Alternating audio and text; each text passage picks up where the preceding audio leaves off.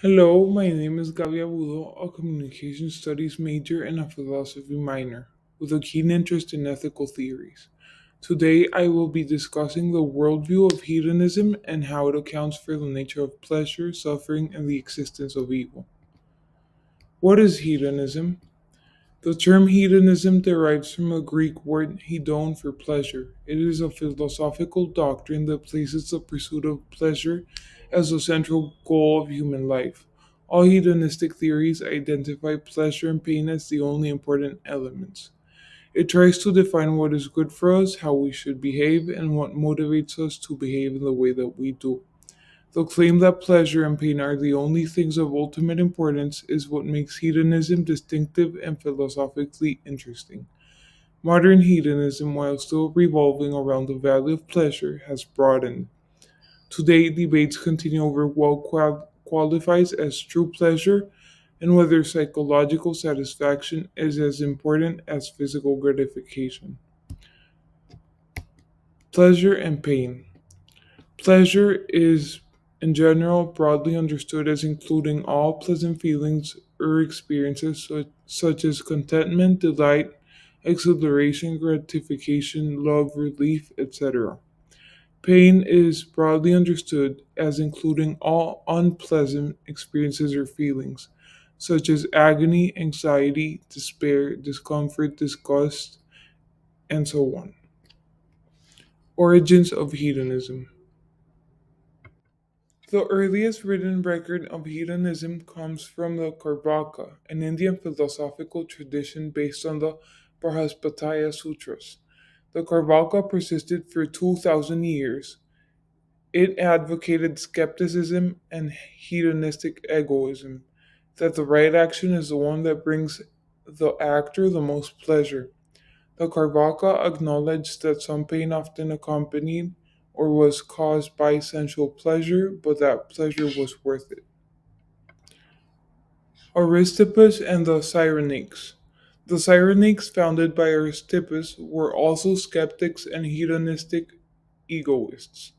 The Cyrenaics believed pleasure was the ultimate good and everyone should pursue all immediate pleasures for themselves. They considered bodily pleasures better than mental pleasures, presumably because they were more vivid or trustworthy. The Cyrenaics also recommended pursuing immediate pleasures and avoiding immediate pains with no regard for future consequences. Epicurus was the founder of Epicureanism, developed a normative hedonism in contrast to that of Aristippus.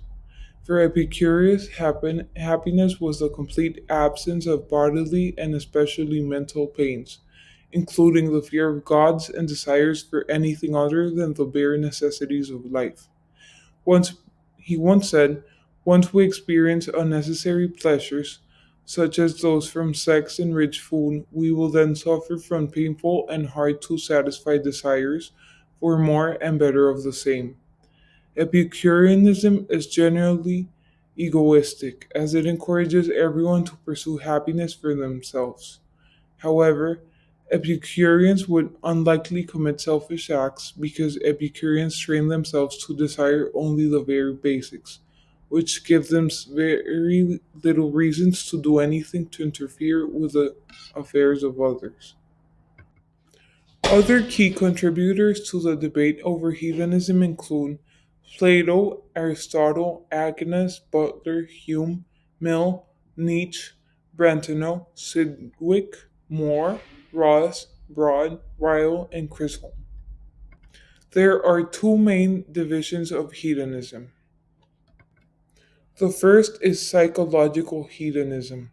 The key idea is that only pleasure or pain motivate action, although motivations may sometimes fail to produce action or may result in less pleasure than anticipated. The arguments for psychological hedonism are the following. The first is motivational egoism. We are always motivated to maximize our own good, which many equate with maximizing pleasure. The second is unified account argument. Claims every motivational case can be explained by seeking pleasure, which makes hedonism a unified theory. The last one is everyday meaning argument. It asserts that being motivated inherently means aiming for pleasure. The second type is ethical hedonism. The key idea is only pleasure has non instrumental positive values, and only pain has non instrumental negative values. Other aspects, such as relationships or achievements, only matter if they cause or prevent pleasure or pain. In its simplest form, it implies that any pleasure is good, even if it arises from worthless or negative activities. There are variations. It can be universalist, such as focused on one's own pleasure, or include the pleasure of loved individuals.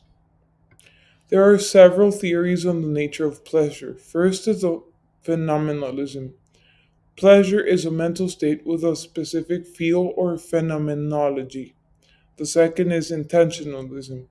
Pleasure is an intentional state, meaning it is directed at or about something. The third is hybrid accounts. Some theories combine both phenomenal and intentional aspects, arguing that pleasure has both a felt quality and directedness. In summary, psychological hedonism claims that only pleasure or pain motivates us. Ethical hedonism claims that only pleasure has worth or value and only pain has disvalue. Jeremy Bentham, one of the founders of hedonism, describes psychological and ethical hedonism as the following: nature has placed mankind under the governance of two sovereign masters, pain and pleasure. It is for them alone to point out what we ought to do, as well as to determine what we shall do. Hedonism and the problem of evil. Moving into the realm of the problem of evil, we encounter a significant philosophical challenge for hedonism. The problem of evil asks, if pleasure is the ultimate good, how can we account for the existence of pervasive evil and suffering? Some hedonists maintain that what we label as evil is nothing more than the absence of good, similar to darkness being the absence of light. In this view, evil does not have a positive existence of its own, but it is simply the result of failing to achieve pleasure. The idea that all suffering is simply a lack of pleasure can seem overly reductive when facing the profound nature of human anguish. Others, however, argue that the magnitude of suffering in the world calls into question any system that claims to maximize pleasure. It is argued that if our ethical framework were solely about increasing pleasure, then instances of extreme pain or injustice would be anomalies that the system would have to account for, rather than inherent aspects of life. This debate is essentially relevant when comparing hedonistic ethics to religious explanations of evil. A comparative look at religious narratives reveals that while hedonism offers a straightforward calculus of pleasure versus pain, religious explanations provide a more nuanced account of evil as part of a broader moral framework. In Christianity, for example, the existence of evil is often tied to the concept of free will.